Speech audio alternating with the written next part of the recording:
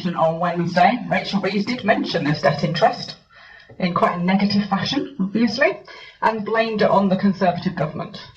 Now, I can remember sitting in here watching, I think it was Paul Applin giving this speech when we had Conservatives coming in after a Labour government. I'm pretty certain they used the exact same words. It's amazing how it goes round in a cycle. Now, to put some context on that 105 billion, that is more than we raise in corporation tax every year. So when you think about it, when they are looking at budgets for all different departments, one would say that there should be a reasonable amount being spent on controlling our debt interest, because it's one of our biggest expenses. So I could actually stand here pretty much all morning and talk about the economy, because I really like reading the OBR reports after the spring statement. You may think that's quite strange, but if you get into it, it's quite interesting. It's interesting to see how everything fits together, and then looking at that global economy, which is good. And I'd love to sit down and talk to you all about it. Unfortunately, I have got to move forward. So we're going to move on to some of the more standard information. So rates and allowances.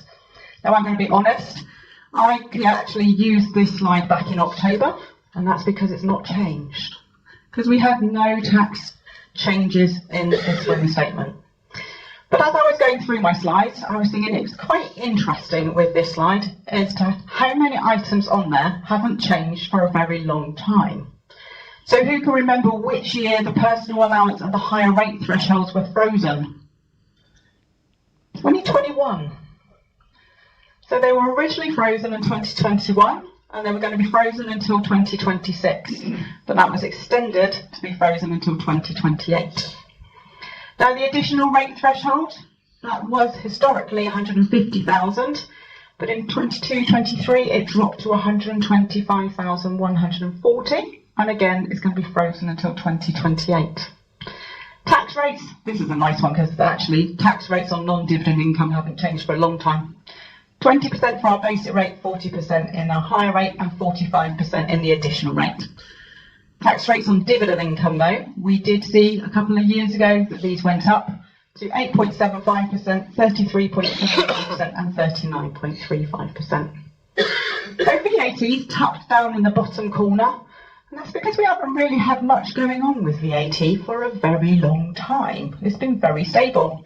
Now, I will say this is one change I did make to the slide. So where it says rate, since 2011, who would have thought that it was 2011 that we went to a VAT rate of 20%? It's gone by very quickly. Now, one thing that does change normally each year is the registration threshold. And our VAT registration threshold from the 1st of April 2024 was 90,000. But VAT is something that's been nice and stable for a long period of time. So what else have we got? Well, you'll see national insurance. Now, there's one change that happened in October, right in the middle of the page. But on national insurance for employees, actually, the main rate's dropped over the last few years. It's dropped to 6%, and then we've got an upper rate of 2%. The big change that was announced last October for national insurance, we all had a bit of a hoo-ha about, coming into play in a couple of weeks. Employers' national insurance is going up to 15% on earnings over £5,000. Now, this is one that was announced obviously 6 months ago, and there was quite a lot of talk at the time about it, and it's gone a little bit quiet, but we are going to start feeling that in the next few weeks. Now, to sweeten the pill, the government did say that the employment allowance would increase to £10,500. But one thing to note is that you need to qualify for the employment allowance. So it needs to be a qualifying entity. And what isn't? Now, is there anyone in the room who has got a personal company where they are the only director and don't have any other employees? If we have, then you don't qualify for the employment allowance. Why is that something that will impact you over the coming years? If you are drawing a salary, normally your accountant probably advises you to pay something around about above £6,500. Why would that be? Because if you pay above that level, you get a full year's worth of national insurance contribution. You might note there that 6,500 is above 5,000. That will mean that you will have an employer's national insurance liability. That might be the first liability they've had to pay for a long time. So there could be an impact for those people moving forwards. Self-employed national insurance, main rate has dropped over the last few years to 6%, upper rate of 2%. Now, the one thing that surprised me last October is how much money national insurance raises. Now, does anyone know what raises the most amount of tax? In what order? Income tax, the biggest. Next one, national insurance.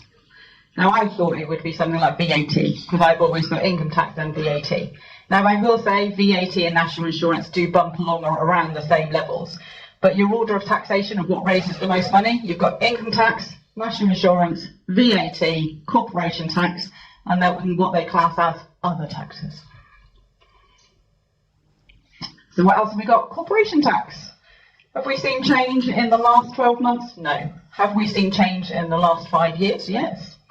So our main rate of corporation tax, 25% on profits over 250,000. We do have a small profit rate of 19% on profits under 50,000. And then we've got this lovely marginal rate, which we all enjoy calculating, on profits between 50,000 and 250,000. Now the software does it for us now, but I remember doing this manually. Very much more exciting. Capital allowances. Okay, I would say we're quite stable here, but then I look back and think, actually, we've had a lot going on with capital allowances in the last 4 years, but this is what we've got now. So an annual investment allowance of £1 million. We've also got full expensing. So on your capital expenditure of anything that falls into your general pool is things like plants and equipment, so your tables, your chairs, your TVs, okay? You get 100% relief in the year that you incur the expenditure. You also get 50% full expensing relief on anything in your special rate. So special rate for items in this room would be your lighting, your electricity, your heating. Okay. We have still got writing down allowances of 18% for the main pool, and then 6% for the special rate. And if you remember, we've also got structures and buildings allowance, which gives a 3% relief for qualifying new buildings. So what else did we have in October that we've not covered yet and that Tom's not going to cover in a minute? We had inheritance tax on pensions. How many people have either been looking into this or advising on it? I'd say there's quite a few people here in the room. So what's our current position? Our current position is that any unused pension pot and death benefits are not subject to IHT. Now, over the last 10 years, I will hold my hand up and say that yes, I've certainly advised clients that it would be a good thing to hold on to their pension, get it tax-free, and when they die, pass it down to their beneficiaries. It was excellent IHT planning, and there was nothing wrong with it, other than the fact that the government didn't like it and said, I don't think so. So from 6th of April 2027, we are going to have any unused pension pot and death benefits will immediately fall into the IHT regime. Now, for many who've been following the advice of holding on to their pensions, all of a sudden that became very expensive from an IHT perspective. Now, one thing I will say is I've spoken to a lot of people over the last 6 months about this. One type of planning does not suit all. It's very specific, so don't just follow the crowd. Do go and ask for specific advice on it. There are lots of implications. I stood up here in October, and one of the things I said, don't take this as advice, but people may be considering drawing their pension and then making immediately gifts out of income from their pension. What it is proving, though, is where people are going to be drawing their pensions out, the government are benefiting from the income tax much earlier than they would benefit from the IHT. Is this in the OBR report that they are benefiting from that? Yes, they did think that was going to be a consequence of it. Now, as of October, the one thing they did is they opened a consultation. The government love consultations. This consultation was specifically in relation to the administration of this particular IHT policy. Because what they said is that pension providers will be responsible for reporting the liability and the payment of the liability. Now, there are a lot of people in this room, and I imagine you've got a lot of different pension providers. Some of them are very good. Some of them aren't so great at administration. So one of the reasons we've actually got a delayed implementation date is because they knew that the pension providers would not be ready to do this, or would not be able to achieve it on time. So that's what the consultation's been about. The consultation closed in January, and we are now waiting for HMRC's report on it so that we know what we're doing. The implementation of this policy is actually going to be quite interesting to see how pension providers are going to be able to cope with it. Now, if you are an executor for anyone's will, you will be responsible for ensuring that the IHT is dealt with, which means you're going to have to deal with the pension providers. It can be quite good fun trying to actually deal with pension providers. So I thought, what is the next big thing? How many people have been here before and heard me say, making tax digital for income tax? It's been on the radar for a while, okay? But on the radar has meant HMRC have pushed it back and pushed it back and pushed it back. Now, making tax digital for income tax is the next big thing, because it is definitely coming in, even though HMRC aren't ready for it. So as you see on the screen, it's going to be mandatory from 6th of April 2026. 12 months. It's going to be mandatory for sole traders and or landlords with income, and that's combined income, over £50,000. Now, as you can see from the screen, those limits, the £50,000 drops to £30,000 the year after, and announced on Wednesday was that actually they're going to reduce the limit again to £20,000 from 6th of April 2028. Now, see, this is for sole traders and all landlords. So if you've got a rental property as well as being self-employed, then you'll be looking at making sure both of those are below 50,000, or if they're above, you fall in next year. So what does making tax digital for income tax actually mean? From a practical perspective, it will mean that you have to do quarterly submissions of accounts data through MTD compliant software. So you will be looking to keep your records electronically in a compliant fashion with MTD, and then submitting that information every quarter to HMRC. We do like a bit of administration, don't we? So what is compliance software? Well, HMRC are working with software providers. There's a lot of software out there already. Things like, you'll have seen them advertised, QuickBooks and Xero are already there. There's some specific landlord software around as well that's working towards this, called Hammock, in order to be able to do this compliance. What they announced on Wednesday, though, which was a bit of a shocker, was that along with doing your quarterly submissions, your year-end submission, that's your tax return, also has to be submitted through MTD compliant software.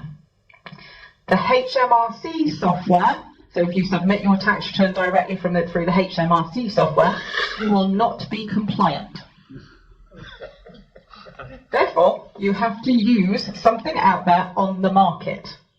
There are some free softwares, but what I will say is software providers, a lot of them have done things specifically for the quarterly submissions and do not have capability for submitting a year-end return. From my perspective, I will say we have accounting software within the firm that we use. We then have client software, which we wonder might need to be integrated with our own software in order to do this. But we don't know yet, and we won't know for a little while. Now, what I will say is this is ongoing at the moment. HMRC are obviously working towards the 6th of April 2026. We don't really have much practical knowledge of what's going to happen, but over the next 3 to 4 months we'll know a lot more. The software providers are working on it at the moment. We are going to be doing some presentations specifically in relation to making tax digital, so we will be inviting clients to it. Lexi's going to wave a flyer. You'll see some flyers on your tables. If you scan the QR code, then if you want to come along to one of the sessions, please just fill in the form and then we'll keep your name for the future. And when we do the presentations, we will let you know so that you can find out a little bit more about it. But this is happening. A year ago, I was saying, oh, no, don't worry too much. Now we need to worry. What else was there? So what you often find with a statement or a budget is not what they actually say at the time. It's what else is there? What else are they doing? What's going to happen over the next 6 to 12 months? One of the things that I thought was interesting as I was reading through, there is a lot of talk about closing the tax gap. Now this isn't new, they've been talking about it for a long time, all governments do. And in October, there were announcements about closing the tax gap as well. But as you'll see from up there, what the government are focusing on, ensuring that all entities are paying the right amount of tax at the right time. Now for everyone in this room, you're compliant with your tax affairs really doesn't make that much difference. And that's what I think as well. So they're only trying to catch those people who are doing avoidance schemes, really. But I think it was interesting to note there are 4 consultations that were actually opened in relation to that one thing on Wednesday. There is a real focus from HMRC in relation to getting people to pay everything at the right time.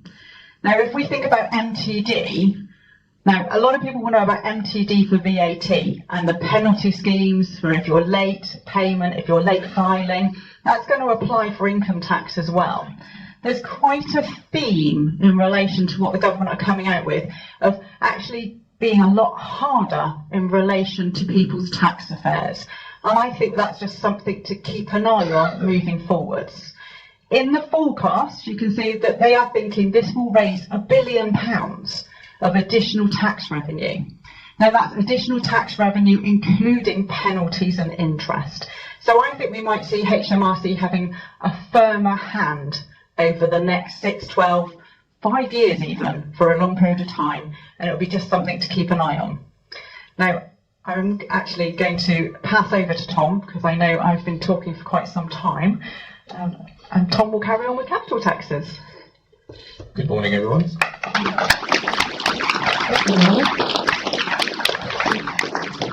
Perfect. Firstly, before I start, let me just apologise to everyone who's watching and listening at home for the sound problems. I think they're all sorted now. Yes, excellent. So, Amanda, thank you very much. And as she mentioned, wasn't very much. In fact, there's nothing, no tax changes announced on Wednesday. I think that's the first time that's happened since I've been doing this. So thanks very much for listening to me. See you next time. No, not quite. There's a few bits to talk about. So for those of you who remember, October, there was really significant changes to inheritance tax, particularly the application of reliefs, agricultural property relief and business property relief. So completely new concept introduced last October was the £1 million allowance. So historically, those reliefs, which meant that you didn't pay inheritance tax on certain assets, agricultural and business assets, used to apply unlimited. So irrespective of the value, as long as you passed the conditions, you got those reliefs, so you didn't pay tax on those assets. That changed, or rather the announcement was made last October to come in next April, so 6th of April 2026. You've now got an allowance at which those reliefs are available in full, and that's £1 million per person. Anything in excess of that allowance, you still get the relief, but you only get it at 50%, so 20% tax in real terms. We didn't have much detail in October. We had a bit, but not very much. They talked about consultations, some of which have started, some haven't, but we still haven't seen any legislation. But since last October, in particular in February of this year, we did get a little bit more information. So just like with the first one starting with lifetime gifts. So if you make a lifetime gift, as a lot of you will know, if you survive for 7 years, the value of that gift passes outside of your estate, as long as you're not retaining a benefit in that. That will apply to the allowance. So in other words, if you make a gift of eligible assets, then your allowance will apply. Obviously not at the time of making the gift because it's tax-free, but if you were to die within 7 years, then that allowance applies. But that allowance will refresh every 7 years. So you get a new allowance available that will apply to any lifetime gifts you made. It is still available on chargeable transfers, in other words, transfers to trusts. So if you make a transfer to a trust in your lifetime, you've got your £1 million allowance to apply to that. If you make chargeable transfers, if you make potentially exempt transfers that become chargeable transfers because you died within 7 years, then the allowance will apply. There's some caveats to that in a moment that I will come to. One key bit of information, we weren't sure how the allowance would apply to all the different components of a person's taxable estate. So I'm sure you know, you're taxed on assets you own when you die, but you're also subject to inheritance tax on assets that you are entitled to benefit from under a life interest trust, so you're entitled to the income. Also, if you have made a gift but you've received a benefit of those assets, you'll also be subject to inheritance tax on that.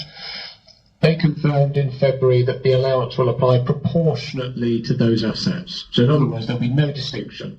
If you've got all those different components in your estate, then the allowance will just apply proportionately depending on the value. Another key bit of information that came out in February is that how the allowance will apply to gifts you've made in your lifetime. Now, it won't apply proportionally at that stage.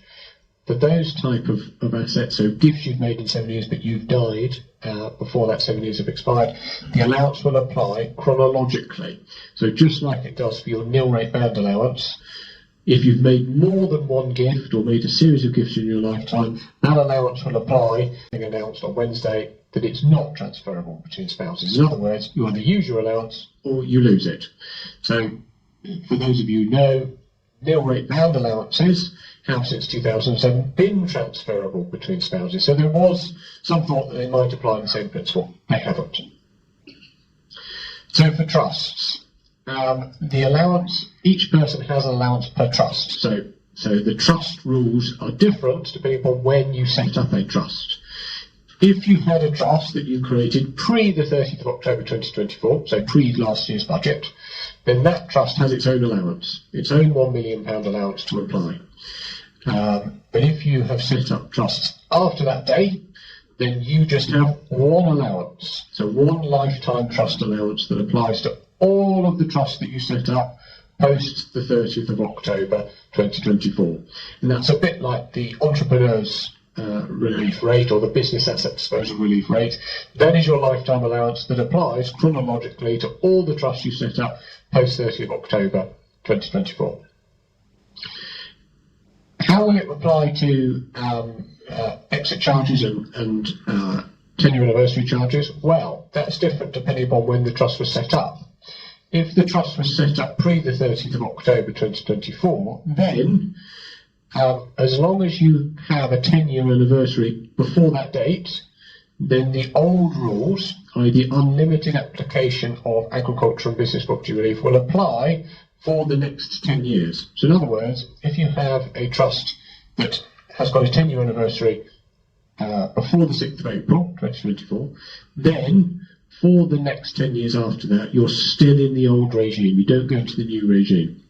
So you're still referring back to the tax charge as it was.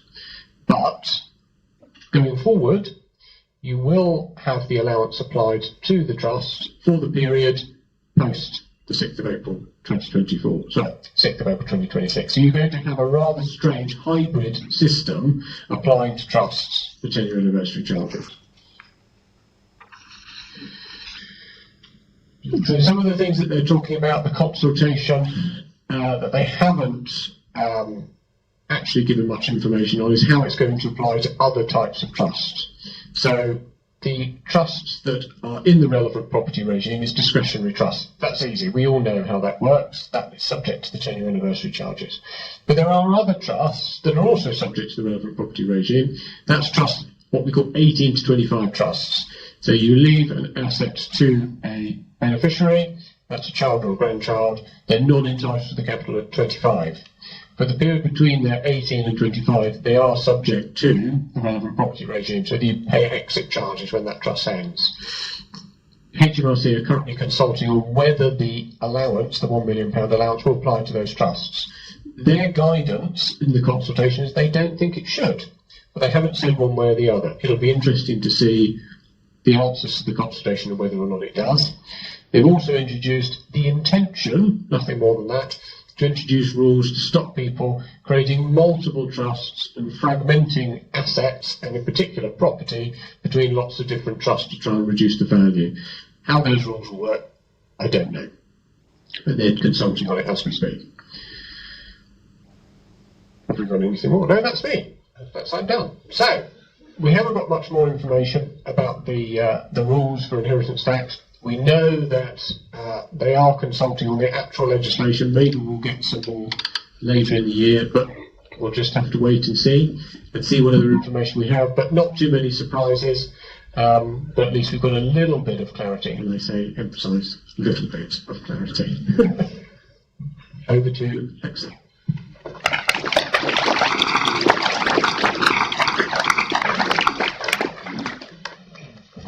Right, is that okay volume-wise for everybody and online? Fantastic, brilliant. Okay, I don't have the slides, Richard. No, I do. Perfect, okay.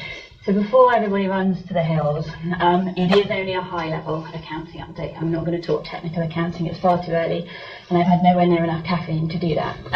But conscious today that Amanda and Tom weren't given a huge amount to talk about in the spring statement on Wednesday. And there are actually a couple of things happening in the background around the accounting framework and reporting requirements in the UK. And those actually do affect most businesses on some level. So we thought it would be worth just taking 10 minutes this morning to run through those. Ideally, really just to give you a high-level awareness, exactly as Amanda mentioned with MTD, with the QR codes that are on your table. We will be running some further events which will go into the technical detail of some of these changes. But it's really for this morning just to flag that those changes are on the horizon, so you can be thinking about whether they might affect the businesses that you're involved with. And forgive me for being the bearer of bad news, what the changes are doing are essentially aligning some of our UK standards with international financial reporting standards, which are quite technical. So it is increasing complexity in many areas. So the first thing to mention is that UK company size thresholds are changing. So if you've got a company in the UK, it will be categorised based on its size. So it will either be a micro entity, small company, a medium company, or a large company. And the thresholds for those different categories are changing. Those are changing for financial years beginning on or after the 6th of April this year. Now, I don't know if someone got confused here, because that's obviously the personal tax year end, and most companies tend to align their year ends with months. However, it's from the 6th of April, so if you're 31st of March, this won't actually apply to you until 2026. But there's new thresholds coming in. So those thresholds, there are 3 different thresholds. It's your turnover, your total assets on your balance sheet, not your net assets, the addition of all your assets, and your average number of employees. So for micro entities, those thresholds, the turnover is increasing up to 1 million, the total assets threshold is increasing to 500,000, and the number of employees is staying the same at 10. You might say, well, how is that relevant? What does that mean? So micro entities are able to use a different accounting standard. They're able to use an accounting standard, financial reporting standard 105. And as an accountant, I happily say this is one of the easiest standards out there. It's fantastic. All of the complicated accounting concepts like deferred tax, like fair value accounting, all of those are completely disregarded in this standard, and it's a very nice standard where 5 plus 5 equals 10 and everyone can understand your accounts. It's a much smaller set of accounts, much simpler. So if you're able to apply this accounting framework, great, because it simplifies things and I think also potentially saves cost for your company. Now there are some changes in accounting standards which are coming in as well. Some of those don't apply to this smaller micro-entity standard, also helpful. So worth considering if you may be able to take advantage of this. One thing I would highlight, you only need to meet 2 of those 3 thresholds to be able to qualify. So we do have some businesses, for example, that have a significant balance sheet total, but they don't have any employees. And the income they're generating might fall below that 1 million threshold. So it's worth looking at those different thresholds to see how they may apply. So the next category which is changing is the thresholds for small companies. So the turnover threshold there is increasing to 15 million, total assets to 7.5 million, and the employee number is staying the same at 50. And again, well, why would that be relevant? Well, there is a reduced reporting disclosure framework for small companies. It's something called Section 1A. So the small companies can take advantage of that, which is great. But probably more interesting is that small companies are exempt on the whole from having an audit of their accounts. You need to have, there are some exceptions to that. For example, if you're part of a bigger group, you need to look at it more closely. But if you can fall within those exemptions, you will then hopefully be exempt from an audit, which is also saving some costs to your business. And then lastly, then medium-sized companies, the thresholds there are increasing quite significantly. There are some additional disclosure requirements if you don't meet the criteria for a medium company. So again, that's aiming to simplify some of the financial reporting. And this has been billed as a change which will simplify financial reporting and reduce that compliance burden for many businesses. Now, I think some of the later changes I'll mention, well, I'm not sure we're completely achieving that here. And whilst those increases in the thresholds look quite generous, the expectations are about 113,000 businesses will now qualify as being a micro entity, and about 14,000 companies will now qualify as small. Those limits have actually been the same since 2013. So when you think about the inflationary impact in that period of 12 years, I don't actually see that as being this as being that generous. It's actually just companies which I think have fallen into a larger category in recent years moving back. The other thing that's happening is that UK accounting standards are changing. We used to have the same standard. It was pretty fixed for about 20 years or so. Unfortunately, now we have a process where they're reviewed every 3 years. So there has been a triennial review to that smaller financial reporting standard, the 105, that applies to the micro entities, and the main standard, I'd say, our principal standard in the UK, which is FRS 102. And these apply to any accounts which are prepared in accordance with what we call UK GAAP, which is UK General Accounting Practice. So any accounts prepared in accordance with these, there are changes to these standards which are coming in. So when do those changes apply? Well, we always make this a little bit complicated as well. It's financial periods which start on the 1st of January. But if we assume you're a year, you're a financial year. If you're December, that will mean December 26th. If you're a March year end, you'll be talking March 27th, and so on. Now, already you might be sat there thinking, well, that's a long time away. I don't need to worry about that just yet. Well, not necessarily the case, because if you do have to make some changes in those accounts, there can be a requirement to change your prior year as well. So if you're talking December 26th, you're then talking your year ended December 25. There can also be some requirements to change your opening position for that year. So then you're talking 1st of January 2025. So already suddenly that becomes a bit relevant, because the last thing you want to be doing in 2 years' time is trying to work back to understand what the figures were now.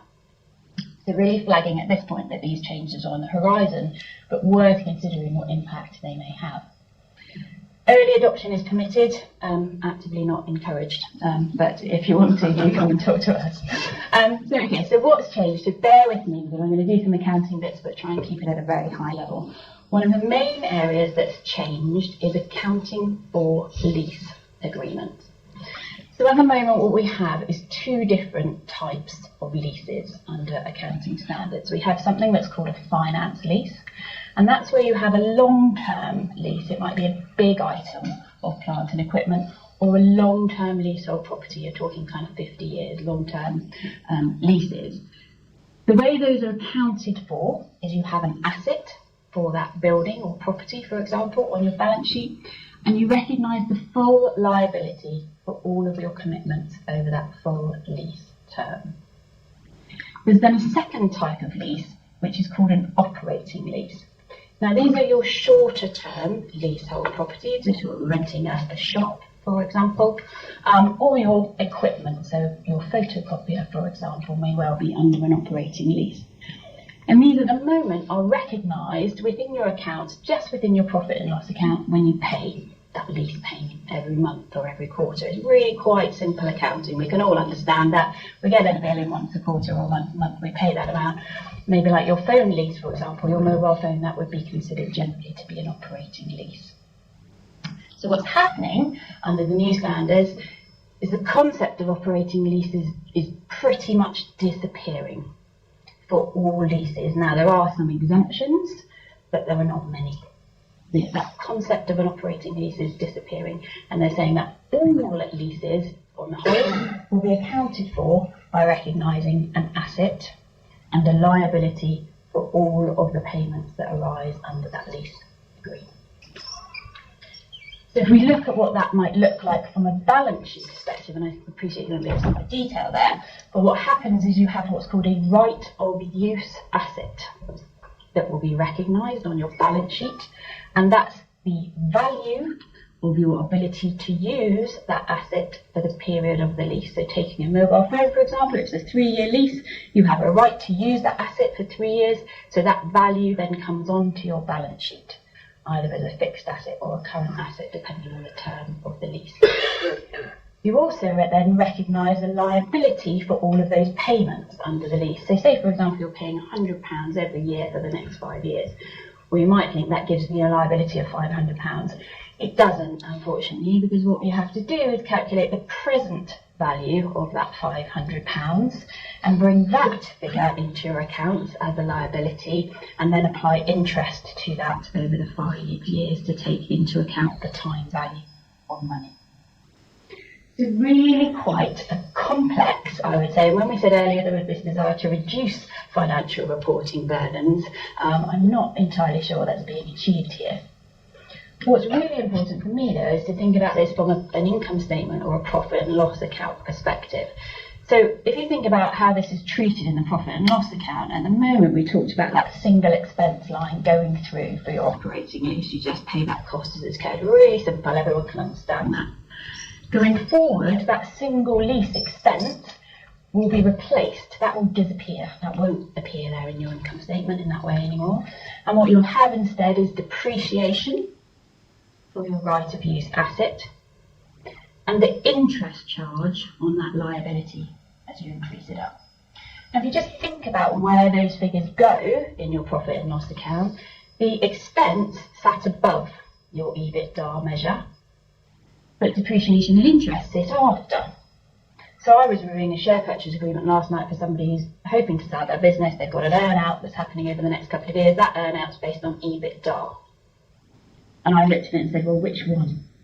How are you going to define that EBITDA? Is it today's EBITDA? Because by the time you do your earn-out in December 26, that EBITDA is going to be calculated quite differently. If you've got interest cover ratios in your covenants with your banking providers, if you've got EBITDA ratios, all of those could potentially change under these changes that have been brought in. So it really is worth having them on your radar, at least, and considering whether it might impact on some of your covenants or key ratios. So really just to flag, have a consideration of what leases may be within your business. The definition of a lease is quite broad under the standard, captures a lot of things.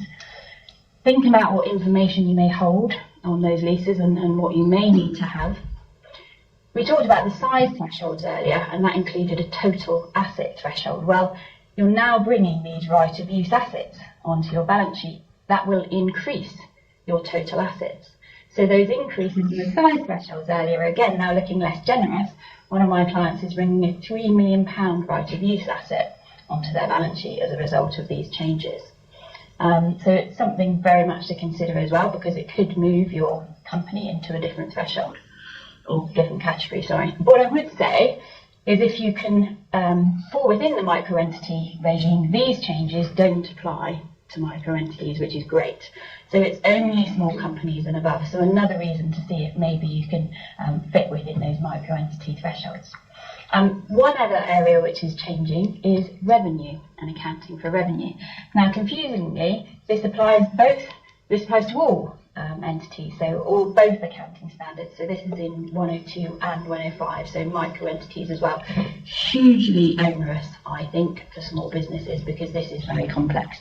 The change applies to revenue. It applies retrospectively and cumulatively.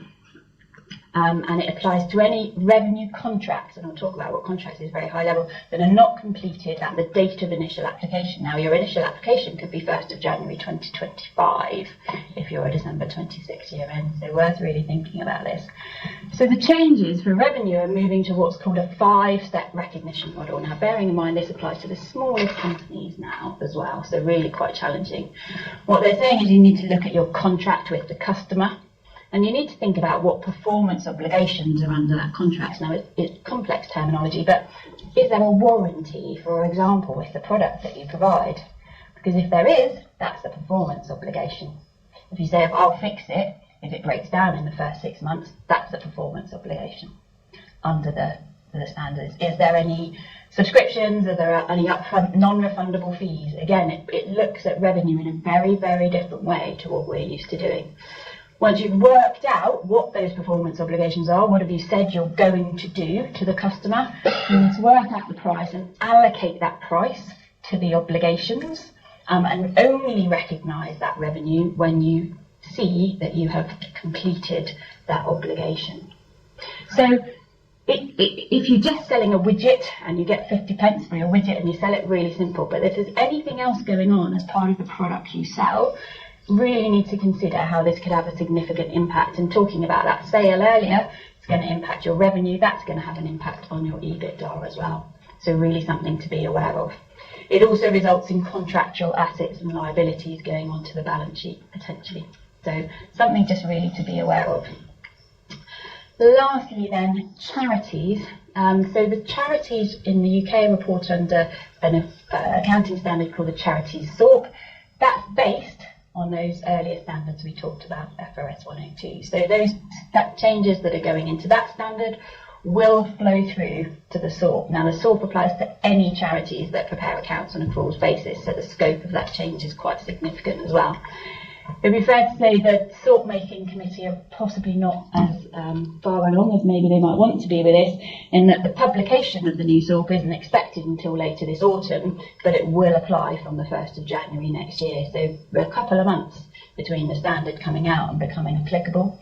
So what the SORP making committee have said, well, in the meantime, please keep an eye on those 102 changes, because our standard's based on 102, so it's going to flow all the way through. So if you are involved in any charities, there are some potentially significant changes coming as well. So in the same way that Amanda mentioned earlier, the QR codes which are on your table, there's boxes there for MTD, for charities, and for the changes in accounting standards. So if you want to come along to any of our events later in the year, which will cover some more of the technical points on those, then please do. That is basically all I had to say. So that's the end of our formal presentation this morning. I will invite Amanda and Tom up to take any questions that there may be. Thank you.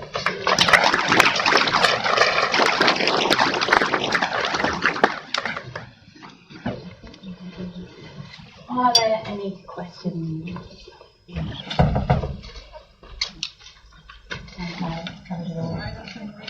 Oh, I see one from Sarah. Yes, Sarah. Digital for income tax. You talked about sole traders and landlords. Is it going to affect partnerships? That's a good question. So I'll repeat that. The question was just MTD for income tax. Will it affect partnerships as well as sole traders and landlords?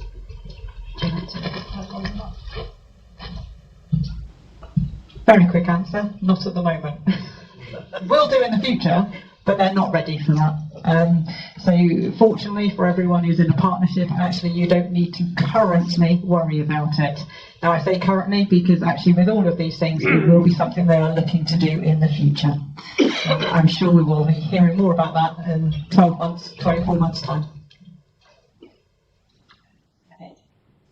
If there are, sorry, Adam. Question for Tom.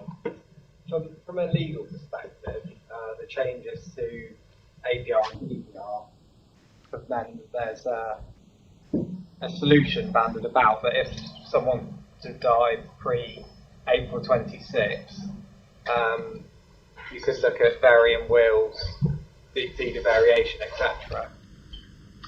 What are the what legal things we need to be thinking about, capacity and stuff like that, with elderly couples holding assets before just saying that's the solution? Yeah, like you say, the could be a solution, but you're relying on the fact that someone has died pre-6th of April 2026. I was listening to the rest of 26 is still there. So you've still got lifetime gifts. You know, one of the rumours that was going around that people thought might come in on Wednesday was extending the period of time a person has to survive post-gift up from 7 to 10. That wasn't there. Whether we might get in October, I don't know. But that didn't happen. Trusts are still a tool. Yes, their effectiveness is different, but they're still there. And the means of addressing the problem is still there. I'd always be nervous about waiting and assuming and relying on a deed of variation, because, as you say, if someone lacks capacity to vary their spouse's will, you can't do anything about it unless you make an application to the Court of Protection, which is both time-consuming and difficult. So have those conversations now.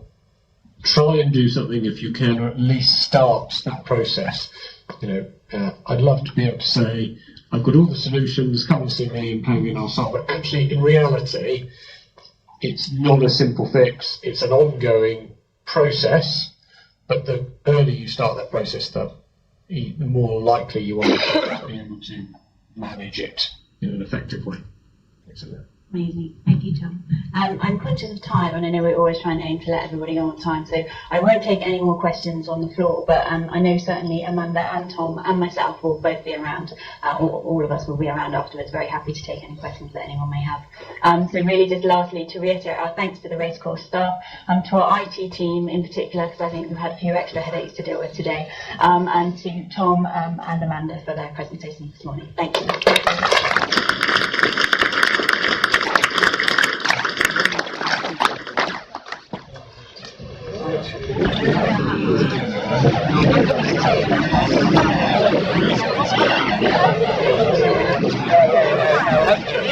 I've actually done the